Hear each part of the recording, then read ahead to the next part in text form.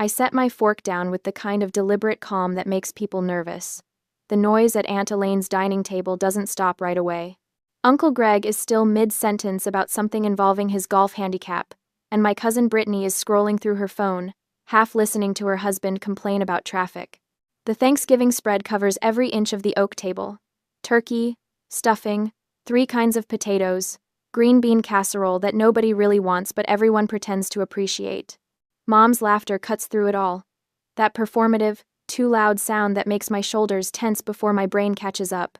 Madison is 30, and still renting a shoebox, she announces to the entire table, gesturing with her wine glass. Red sloshes dangerously close to the rim. Can you believe it? Meanwhile, Brittany just bought that gorgeous condo in the city. The room doesn't go quiet. Not yet, but I feel the shift. That microscopic change in air pressure when people realize something is about to happen. Brittany looks up from her phone, uncomfortable. Mom didn't help us with the down payment or anything. Of course not, Mom says, waving her hand dismissively. You and Trevor are responsible adults who plan for the future. Her eyes land on me, and there's that familiar glint, the one that says she's enjoying this. Some of us just can't seem to get our financial lives together. My hands rest flat on either side of my plate. The tablecloth is cream-colored, probably expensive. Aunt Elaine always goes all out for holidays. I count the floral pattern repeating itself. Once, twice, 3 times. You're absolutely right, Mom. The words come out even, almost pleasant. Mom's smile widens, mistaking my agreement for surrender. She's about to launch into another comparison, probably about my car or my job or the fact that I haven't been on a vacation in 3 years. I should be saving more money. Uncle Greg nods approvingly. Aunt Elaine refills her wine, satisfied that this uncomfortable moment is resolving itself the way it should. With me accepting my role as the family disappointment, that's why I canceled the standing mortgage transfer to your account this morning. The silence this time is absolute. Mom's wine glass freezes halfway to her mouth. Her expression does something I've never seen before, a sort of rapid cycling through confusion, disbelief, and landing hard on panic. The color drains from her face in stages, like watching a Polaroid develop in reverse. You what? The $1,800 transfer? I continue, keeping my voice steady. The one that's been going out on the 1st of every month for the last 2 years? I canceled it. Good luck with the mortgage, Mom. Aunt Elaine's fork clatters against her plate. Uncle Greg clears his throat, suddenly fascinated by the pattern on his napkin. Brittany's eyes go wide, her phone forgotten in her lap. Madison. Mom's voice has an edge now, sharp enough to draw blood. This isn't funny. I'm not laughing. Earlier that day, I sat in my car in Elaine's driveway, staring at my phone. The banking app was open, showing the scheduled transfers screen. $1,800 on the 1st. Every single month. Never late, never missed. I scrolled through the history, watching my checking account balance drain and refill in a rhythm I'd memorized. Paycheck in, mortgage payment out, bills, groceries. Whatever was left went into savings that never seemed to grow. My finger hovered over the cancel recurring transfer button. I'd pulled up this screen before, dozens of times, but I'd always closed the app, convinced myself that next month would be different. That eventually, Mom would acknowledge what I was doing. That she'd at least stop humiliating me at family gatherings. The button turned red when I held it down. Are you sure you want to cancel this recurring transfer? I pressed confirm. Now, sitting at this table surrounded by the people who are supposed to be my family, I watch the power dynamics shatter like dropped crystal. You can't be serious. Mom's voice rises. Madison Ann Wright, you sit down and tell me you're joking right now. I'm already standing, reaching for my coat from the back of my chair. My hands don't shake. Not yet. That will come later. I'm completely serious. After everything I've done for you? Mom pushes back from the table, nearly knocking over her chair. I raised you. I sacrificed for you. And this is how you repay me? The room holds its breath. This is the part where I'm supposed to apologize, where I back down and promise to reinstate the transfer, and beg forgiveness for embarrassing her in front of the family. Everyone knows the script. I pull my coat on, button by button.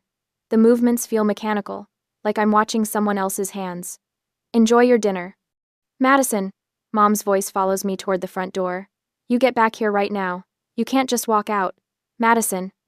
Aunt Elaine starts to rise, probably to block my path or deliver some speech about family duty. But something in my face stops her. Maybe it's the way I'm not crying, or the way my jaw is set. Or maybe it's just that after 30 years of being the peacekeeper, the people pleaser, the invisible daughter who pays her mother's mortgage while living in a studio apartment she can barely afford. I'm finally done performing. The November air hits my face as I step outside. Cold, sharp, real. My car is parked at the curb under a streetlight. I slide into the driver's seat and close the door, muffling the sounds of the chaos I just left behind. The engine starts with a familiar rumble. My hands find the steering wheel, and that's when they start to shake. Not from regret, from the adrenaline of finally standing up. I stare at the dark windshield, watching my breath fog the glass. Inside that house, Mom is probably crying now. Aunt Elaine is consoling her. The family is probably already deciding I'm the villain in this story. But I'm not going back in. Not tonight. Not ever. The next day, the spreadsheet glows on my laptop screen. Each row a small betrayal documented in Arial 11-point font. I've been sitting at my kitchen table for 3 hours now, cross-referencing bank statements with calendar dates, building a timeline of exactly how much I've bled. The apartment is quiet, except for the hum of my refrigerator and the occasional click of my mouse. My coffee went cold an hour ago, but I keep lifting the mug to my lips anyway, forgetting. $1,800. Every single month. For 24 months. $43,200. But that's not the whole story. I scroll down to the highlighted cells in yellow. The emergency payments. Mom's car needed new brakes. Her water heater died. She had an unexpected dental bill. Each crisis arrived with the same frantic phone call, the same tremor in her voice that made my stomach drop. September last year, $4,000 for the roof repair that couldn't wait. March, $2,500 for the furnace. June, $5,000 because the property taxes came due, and she'd completely forgotten. December, right before Christmas, $13,000. She said the townhouse was going into foreclosure. She cried on the phone. I emptied my savings account and canceled my own holiday plans. The total at the bottom of the spreadsheet makes my chest tight. $68,000. I saved the file with a name that feels like evidence. Madison, Wright, Financial, Documentation, 2023-2025, XLSX. Then I save it again to my cloud drive. Then I email it to myself. I'm not losing this. My phone buzzes against the table. Dad's name on the screen. Hey, I answered. Your aunt called me. His voice is careful. Said you made a scene at Thanksgiving. I stated a fact. Good for you. He exhales, and I can picture him in his kitchen, leaning against the counter the way he does when he's gathering his thoughts. Your mother called me too. Wants me to talk some sense into you. And? I told her I agreed with you. Something loosens in my chest. She's been telling everyone you left her broke. Of course she has. Dad sounds tired. Madison, you know the divorce settlement was 50-50. Right down the middle. The judge made sure of it. Your mother got $230,000. The townhouse was paid off. She had no debt. Where did it go? Where does it ever go? He pauses. That spa membership costs $800 a month. I saw the credit card statements before we split.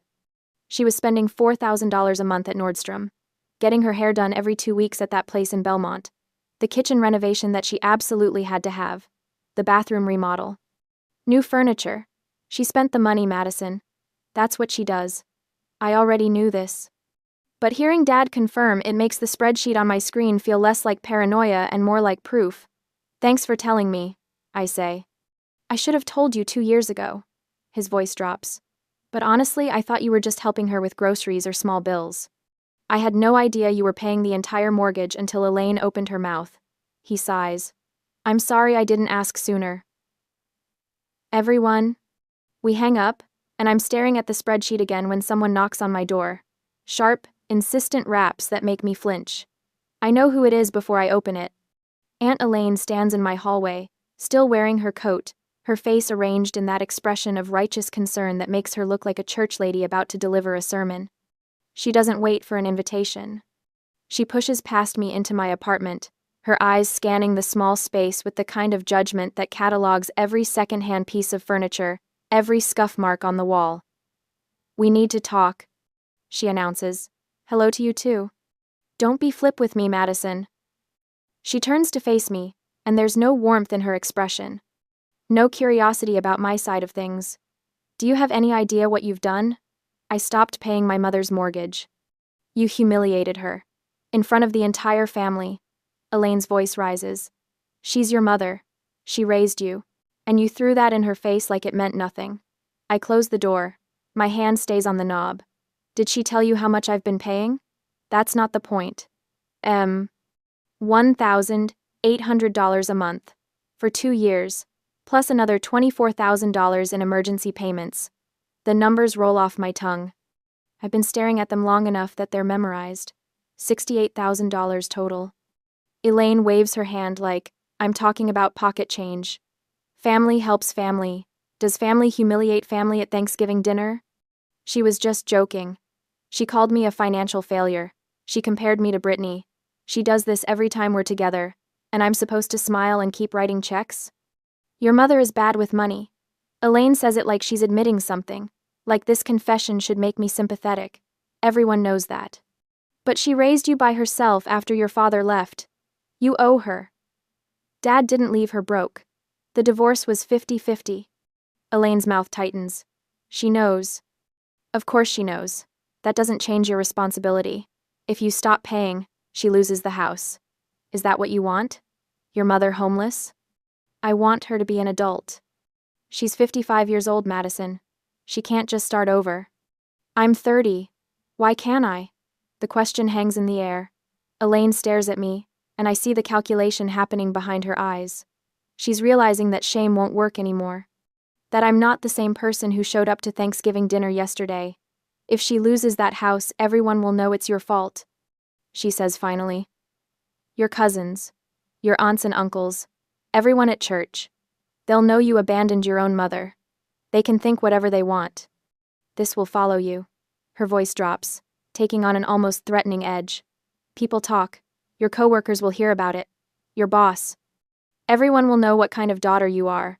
I walk to my laptop and turn it to face her. The spreadsheet fills the screen. $68,000 in a cell at the bottom, highlighted in red. Feel free to share that number when you're telling everyone what kind of daughter I am. Elaine looks at the screen. Her jaw works, but she doesn't say anything. I'm done, I tell her. You can leave now. She goes without another word, and I lock the door behind her. Then I sit back down at my kitchen table and open my email. The message takes me 10 minutes to write. I keep it formal, professional. The kind of email I'd send at work when documenting a problem. 2. Carolyn Wright, Elaine Peterson, CC, Richard Wright, subject, financial support notice. Effective immediately. I will no longer provide financial support for mortgage payments or other expenses. I have attached documentation showing $68,000 in payments made between November 2023 and November 2025. This decision is final. Madison Wright. I attach the spreadsheet. My finger hovers over the send button for only a moment. The email whooshes away. My phone stays silent for the rest of the evening. No calls, no texts. When I check the family group chat before bed, there are no new messages. Just silence where there used to be constant noise.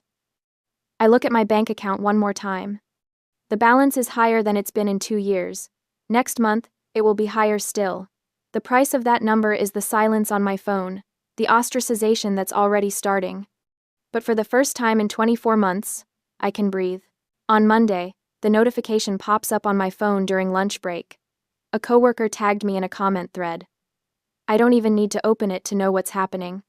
My stomach drops before my brain catches up, that familiar sick weight settling somewhere behind my ribs. The post is public. Of course it is. Mom has never believed in handling family business privately, not when there's an audience to manipulate. Her profile picture shows her at some charity gala from 3 years ago, wearing a dress I now realize I probably paid for. The text is long, rambling. The kind of emotional vomit that people scroll past unless they know the players involved. Some people don't understand what it means to honor your parents. It begins. After everything you sacrifice, After all the sleepless nights and hard choices, after giving up your own dreams to raise them right, they just walk away. Abandon you when you need them most. I'm getting older. I won't be here forever. But I guess that doesn't matter to some people. She doesn't name me. She's too smart for that. But she's tagged Anna Lane, Uncle Greg, 3 cousins, and half a dozen family friends, people who were at Thanksgiving, people who know exactly who she's talking about. The comments are already rolling in. Sympathetic emojis, praying for you and stay strong, and some children just don't appreciate what they have. Mrs. Henderson from 2 doors down wrote, "You deserve so much better." I lock my phone and set it face down on my desk. The spreadsheet I was working on blurs in front of me. "Hey, Madison?" I look up. Jessica from accounting is standing in my cubicle entrance, her expression carefully neutral. The kind of neutral that means she's seen something and doesn't know how to bring it up. "I just wanted to check if everything's okay. I saw your mom's post and..." Heat floods my face. Not embarrassment exactly. Something sharper. The realization that my personal crisis has officially leaked into my professional life. I'm fine. The words taste like cardboard. Family stuff. You know how it is. Jessica nods, but her eyes hold that look. Pity mixed with curiosity, mixed with judgment. She's wondering what I did to deserve a public shaming from my own mother. Whether there's truth to the ungrateful daughter narrative my mother is spinning. "If you need anything," Jessica says, backing away slowly. After she leaves, I pull up the post again, read through the comments, watch the likes climb. 43 people have validated mom's victimhood in the span of 20 minutes. My fingers move on autopilot, typing out a response. A clear, factual explanation of the last 2 years, the mortgage payments, the manufactured emergencies. The casino receipts I haven't even shared yet, every detail laid out in numbered points, irrefutable and damning. I write 3 paragraphs. 4. The truth presented in clean, professional language that can't be misinterpreted or twisted. My thumb hovers over the post button. 1 tap and everyone will know my side.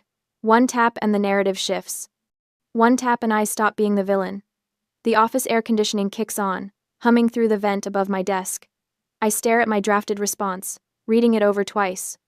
Then I highlight all of it and hit delete, because that's exactly what she wants. Mom doesn't care about the truth. She cares about the performance. About forcing me to defend myself publicly, to engage in a battle where she controls the terrain. Every comment I make, every fact I share, it all feeds into the drama she's creating. It makes me look defensive, reactive, like someone who has something to hide. I block the post from my feed instead. Don't unfriend her. Don't comment. Just remove it from my view like it never existed. My hands are steadier than I expect. The phone rings 20 minutes later. Dad's name flashes across the screen. "I saw it," he says before I can speak. No greeting, just straight to the point. "Don't respond. I wasn't planning to." "Good."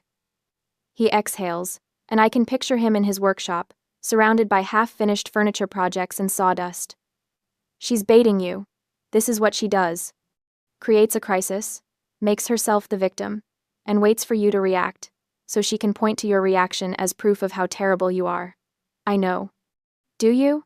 His voice softens. "Because I spent years falling for it, apologizing for things I didn't do, trying to fix problems I didn't create. It took me too long to realize you can't win against someone who rewrites history every time she opens her mouth." I close my eyes, pressing the phone harder against my ear. People believe her. Some people will believe anything that confirms what they already think. The ones who matter will see through it eventually. After we hang up, I sit in the silence of my cubicle. The fluorescent lights buzz overhead. Someone's microwave popcorn makes the break room smell like fake butter. That evening, my coworker Amber texts me. Not Jessica with her careful neutrality, but Amber from my training cohort 3 years ago. We get drinks sometimes. Share war stories about difficult clients and office politics. "Saw your mom's post through a mutual friend. Wanna grab coffee?" We meet at the place 2 blocks from my apartment. Small, overpriced, with mismatched furniture and aggressively hip baristas. Amber orders something with oat milk. I get black coffee because I'm too tired to make decisions. My mom did the same thing to my sister. Amber says without preamble. Different details, same playbook. Public shaming, playing victim, making it everyone else's problem. I wrap both hands around my mug, absorbing the heat through the ceramic. My sister was supporting her for 4 years, Amber continues. Rent, bills, groceries. Mom spent it on QVC jewelry and timeshares she never used. When my sister finally cut her off, Mom told everyone she was being abandoned, made herself out to be this tragic figure. What happened? My sister moved across the country, changed her number, started over. Amber shrugs. Sounds dramatic, but sometimes that's what it takes. You can't fix people who don't want to be fixed. You can only protect yourself. The coffee tastes burnt, but I drink it anyway. Back home that night, I sit cross-legged on my couch with my laptop open. The Facebook post is still up, still gathering sympathetic comments like barnacles on a shipwreck. I navigate to my privacy settings and start clicking through options. Limited profile visibility, restricted lists, unfollowing without unfriending, the digital equivalent of closing a door without slamming it. I unfollow Aunt Elaine, Uncle Greg, the cousins who liked Mom's post, the family friends who added their prayers and sad face emojis. One by one, I remove their content from my feed. They can still see my public posts, and can still think whatever they want, but I don't have to watch them perform their loyalty to Mom anymore. The quiet that follows feels intentional instead of empty. The phone vibrates in my hand at 7:30 a Wednesday morning. 3 weeks of silence were broken with this call. Aunt Elaine's name glows on the screen, and my stomach drops before I even answer. It's an emergency. Her voice is breathless, theatrical. The utilities are being cut off and the sheriff is at the door. Madison, you have to do something. Behind her, Mom wails. The sound is high-pitched, desperate, exactly calibrated to trigger every guilt receptor I've spent 30 years developing. What happened to the money from... There's no time for questions. Elaine snaps. Your mother has 0 cash. 0. They're going to shut everything off today. She'll have to move into some horrible motel, or worse, she'll have no choice but to show up at your office. The threat lands exactly as intended. I picture Mom making a scene in the lobby at work, crying to my boss about her cruel daughter. The professional reputation I've carefully built, shattered in one performative meltdown. You have 2 hours to fix this, Madison. 2 hours. The call ends before I can respond. I sit on the edge of my bed, still in my pajamas, phone cooling in my palm. The apartment is quiet, except for the hum of the refrigerator and distant traffic. My bank app is already open from checking my balance earlier. That little green number that's finally starting to grow. The old Madison would already be getting dressed, already calculating how much she could transfer without overdrafting, already composing the apology she'd offer for letting things get this bad. But I've seen the pattern now. The manufactured crisis, the impossible deadline, the threat of public humiliation as leverage. I scroll through my text history with Mom instead.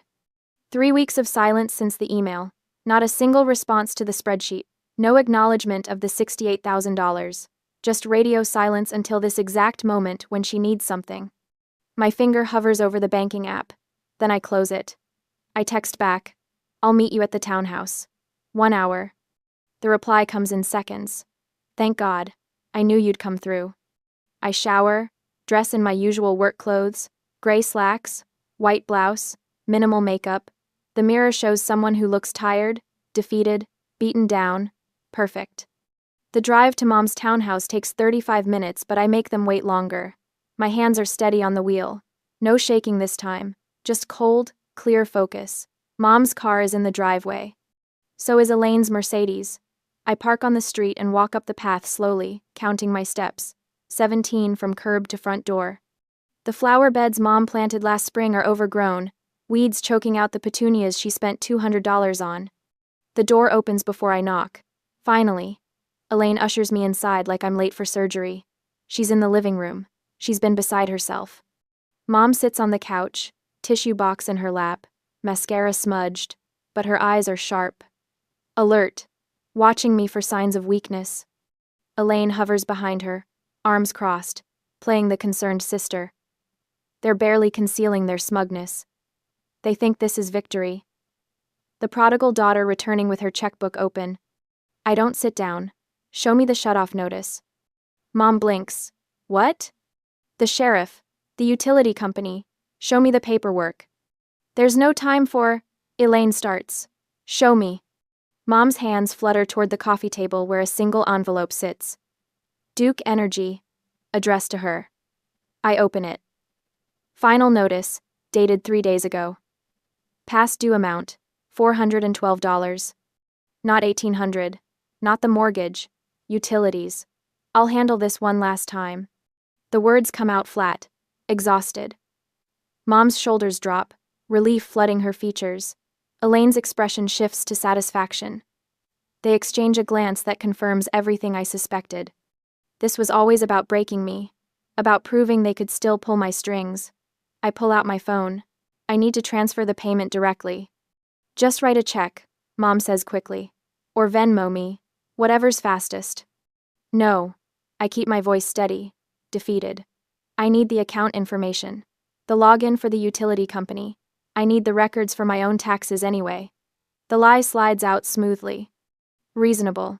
The kind of thing a responsible person would say. Mom hesitates. This wasn't the plan. She wanted cash, liquid and untraceable. But she needs this money too desperately to refuse. I watch her calculate, watch her decide that getting paid now is worth the minor inconvenience of sharing login credentials. Fine. She rattles off the website, username, password. I type them into my phone, fingers steady. The Duke Energy portal loads. I navigate to payment options, enter my debit card information, and confirm the $412 charge. My bank app shows the transaction processing immediately. There, paid. Thank you, sweetheart. Mom's voice drips with false warmth. I knew you'd understand. Family helps family. But I'm not done. I'm scrolling now. Phone tilted away from their view. Transaction history. Download statements. Screenshot. Screenshot. Screenshot. The phone's camera sound is muted, but my heart hammers so hard I'm sure they can hear it. 6 months of utility bills.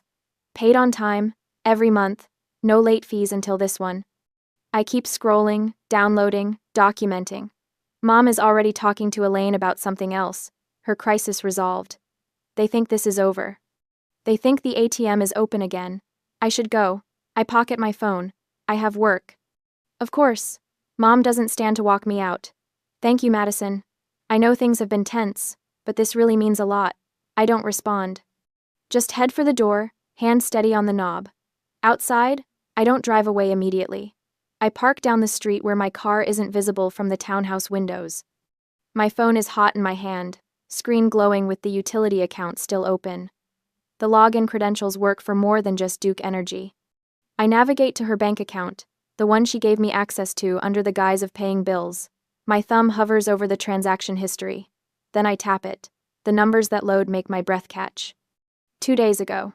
ATM withdrawal. The Emerald Casino. $2,000 in cash. The day before the emergency. The day before she claimed to have zero money. The day she and Aunt called me. I scroll further back. More casino withdrawals. Luxury purchases at department stores. Spa memberships. Monthly charges that paint a picture of someone who never intended to pay her own bills. Someone who spent the mortgage money knowing exactly who would cover the shortfall. I screenshot everything. Every transaction. Every date. Every location. The evidence downloads to my phone in a neat, devastating timeline. Inside that townhouse, Mom and Elaine are probably celebrating. Probably already discussing what the next emergency will be. Home repairs, maybe, or car trouble. Whatever story sounds urgent enough to open my wallet again. But I'm not crying. I'm smiling. My fingers fly across the screen, creating a new folder. Evidence. I drop every screenshot inside, then back it up to cloud storage. 3 copies, each one a bullet I didn't know I'd need until this exact moment. The trap isn't just armed anymore. It's loaded, aimed, and ready. Let's see what else you've been hiding, Mom. I start the engine and pull away from the curb, leaving the townhouse and its occupants behind. My phone sits in the cup holder, screen dark now, containing the truth they never meant for me to find. The ATM isn't open. It's about to permanently close. The text comes through 4 days after I paid the utility bill. Mom, Madison, I need to talk to you about something urgent. My car is making a terrible noise, and the mechanic says it needs $1,200 in repairs immediately. I can't get to work without it. I stare at the message while my coffee goes cold. The same urgency, the same breathless crisis, the manufactured panic that used to send my heart racing and my fingers flying to the bank app. Not anymore. I scroll through the screenshots I took while logged into her account. Transaction after transaction, each one telling a story she never wanted me to read. The grocery store charges are reasonable enough. The utility payments are there, smaller than she claimed. But then there are the other ones. The luxury spa, the designer outlet mall, the wine bar downtown that charges $18 for a glass of Pinot. And the big one. The devastating one. The Emerald Casino. My thumb hovers over the reply button. I could ignore this, block her number, move on with my life and let her figure out her own messes. But she won't stop. People like Mom never stop until someone makes them. Me. Let's talk about it. Can you meet tomorrow afternoon? I think Aunt Elaine should be there too. The response comes back in seconds. Mom. Why does Elaine need to be involved? This is between us. Me. Because she's been involved in every other conversation about my financial responsibility to you. 2 o'clock at the Riverside Cafe. I'll see you both there. I don't wait for her to argue. I turn off my phone and finish getting ready for work. The next day, the cafe sits on the corner of Main and 3rd, the kind of place with round tables and too much natural light. I arrive 10 minutes early with my laptop bag and a folder containing printed copies of everything, the evidence organized by date, highlighted in yellow where it matters most. Mom and Aunt Elaine walk in together at 2:15. Late, but not late enough to be called out for it. Mom's face has that pinched look she gets when she's nervous but trying to hide it. Elaine's expression is already set to disapproval, like she walked in here ready to lecture me about family duty before I've said a single word. They sit across from me. Mom reaches for my hand, but I pull back and rest both palms flat on the table. Thank you for coming. Of course, sweetheart. Mom's voice drips with artificial sweetness. Now, about the car. I really am in a bind, and I know you said you wouldn't help anymore, but this is different. I can't work without transportation. We can talk about that. I open my laptop. The screen glows between us. But first, I want to show you something. Elaine shifts in her seat. Madison, if this is about dredging up the past, it's about last call. I turn the laptop toward them. The transaction history fills the screen. When you called and said the utilities were being shut off. When the sheriff was supposedly at the door. Mom's face goes very still. I paid that bill directly, remember? You gave me the login information. I clicked to the next screenshot, which meant I could see everything else too. The silence stretches. A waitress approaches, takes one look at our table, and veers toward a safer group of customers. Madison. Mom's voice has an edge now. Looking through my private accounts is a violation of... The day before your crisis. I tap the screen. November 14th. The Emerald Casino. $2,000. Cash withdrawal. Elaine leans forward, squinting at the screen. Her mouth opens, closes, opens again. You withdrew $2,000 at a casino.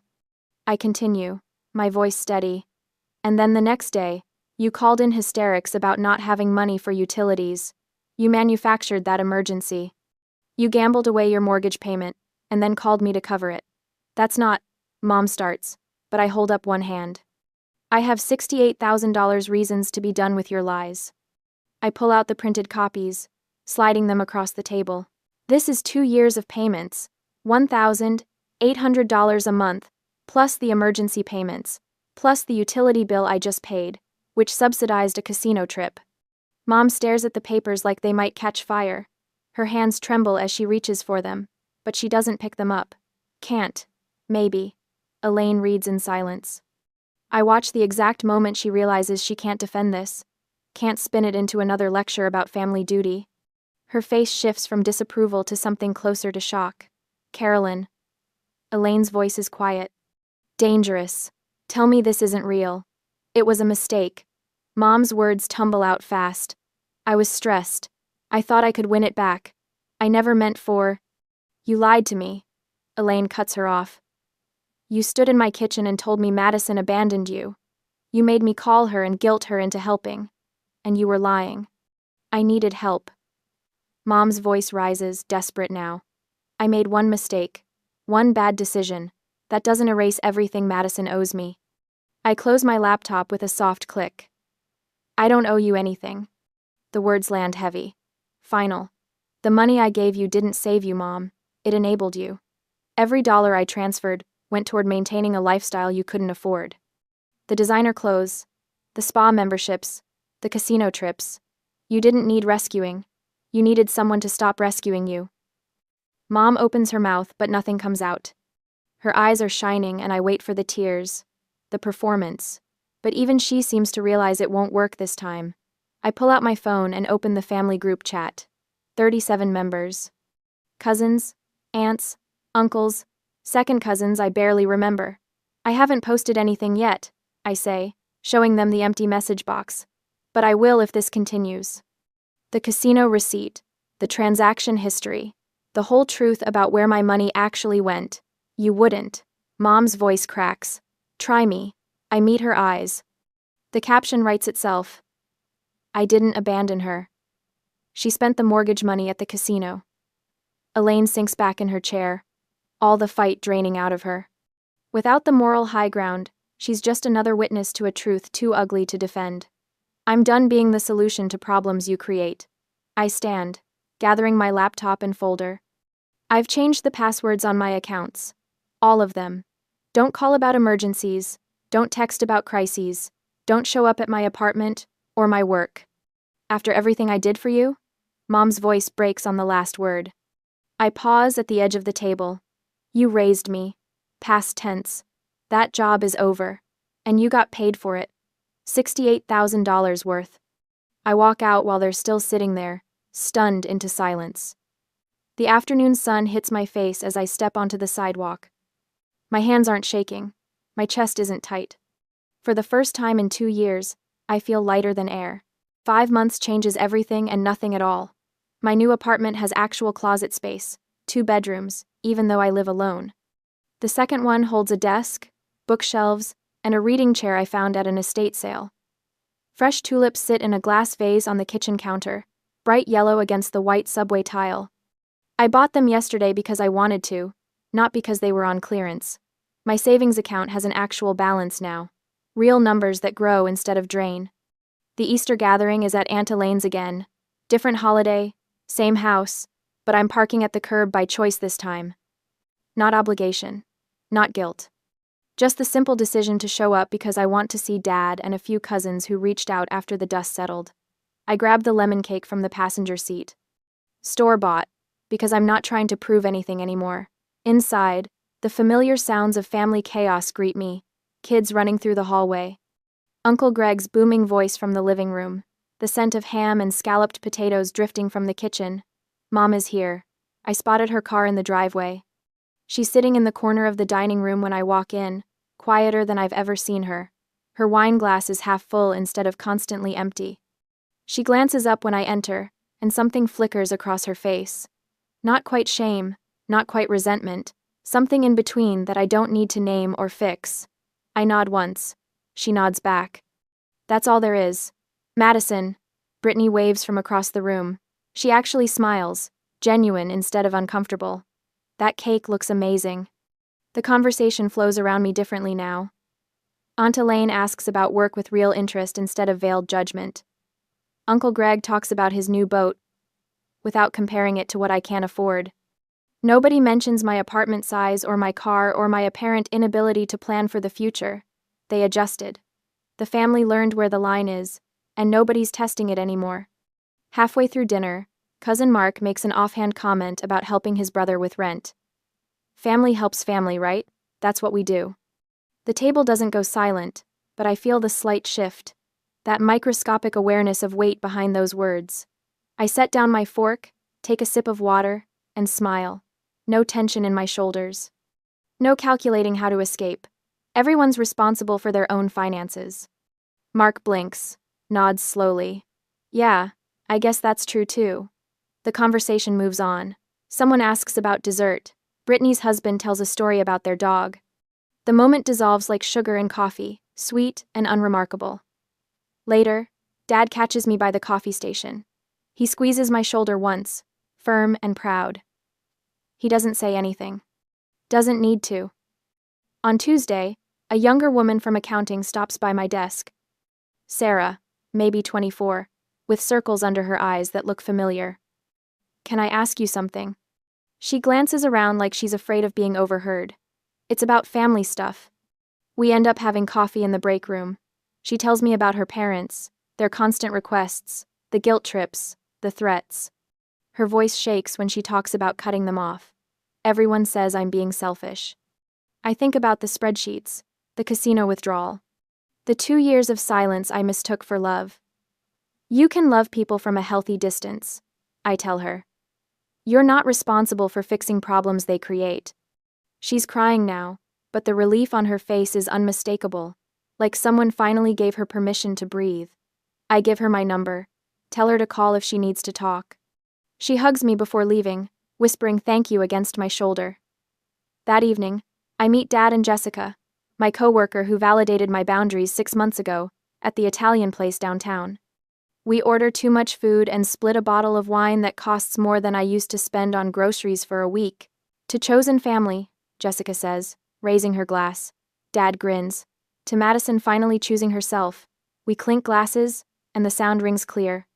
Driving home, the sunset spreads across the horizon in shades of orange and deep pink. My hands rest easy on the wheel, no phantom buzzing from my phone.